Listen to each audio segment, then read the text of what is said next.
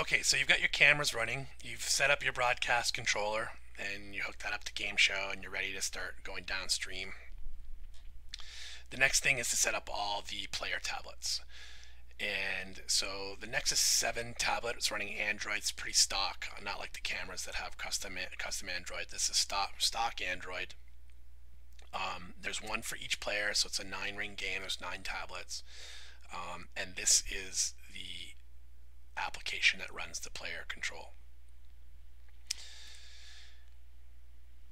So for the most part, the players don't want to be concerned about these tablets. They just want to do the basic setup and get going, and that's really what all they have to do. So they would type in their name, when they sit down. So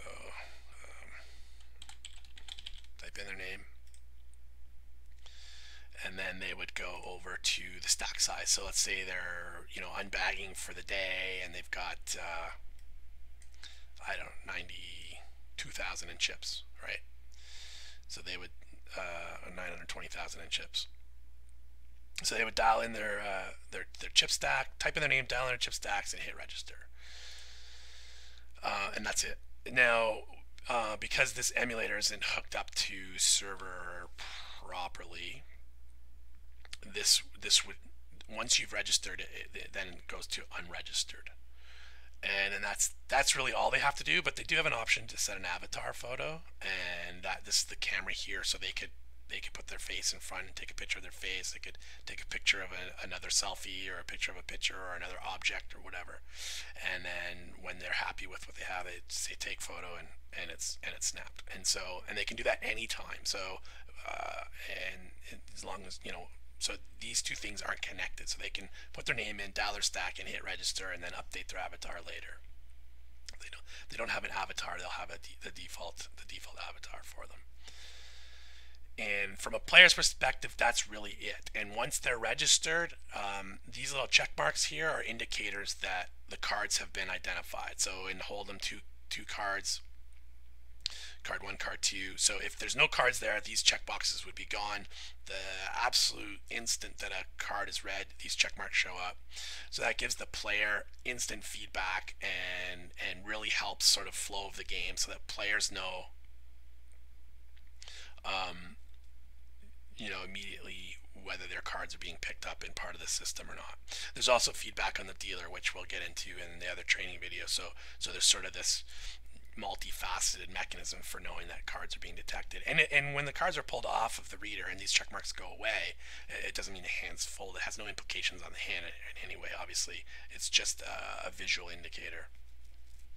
And then there's some future things that we get as an opportunity, because we have this tablet in front of each player, like for fairness, where the game is going with respect to live streaming is some players that happen to make a final table, they don't necessarily have people in their corner watching the video with tweeting and chatting and someone saying, hey, asking their buddy, I want to know what happened in this hand, let me know as soon as you get it. We have the option where we'll be able to swipe this to the left, and then in this panel will be the live stream for every player.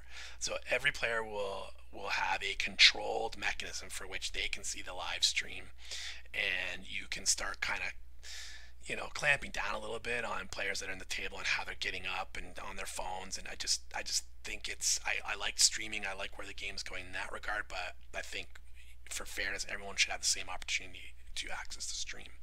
And so that's the big, huge opportunity with the tablets in front of each player. The other mechanism I want to bring in that we can afford to do, because we have the tablet, is the shot clock. And I know not everyone's implementing shot clock yet, but I think it's becoming part of the game. And so we can keep track of a shot clock deficit. So I think I showed you in the broadcast controller where we have the shot clock counting down, where the system resets that shot clock when each player, it's their turn to act.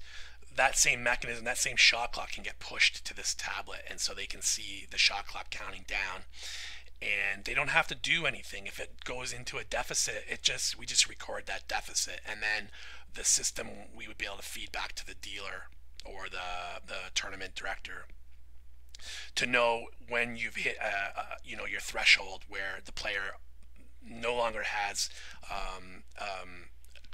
a timing credit where they only get their 30 seconds or 45 seconds or whatever it is we set. So I think those are a couple of ideas going forward that the tablet will be able, where the user will actually be interacting with the tablet maybe a little bit more. But for now, the idea is player name, take an avatar, dial in their stack number, hit register, and they're in.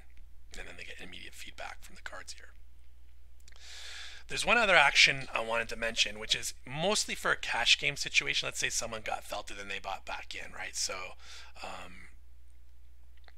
maybe they were in for 500 or 1,000. They got felted.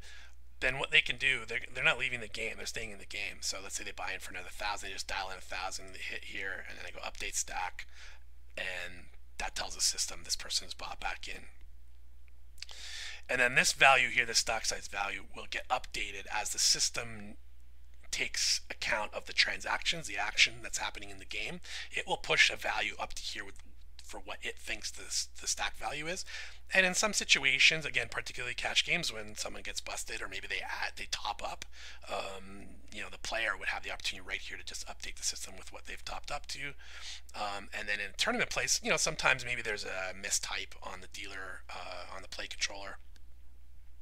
And so they might want to correct it. Hey, I re-added my stack and I'm actually, 91,110. And then they can click here and then update stack, and then that'll correct the system.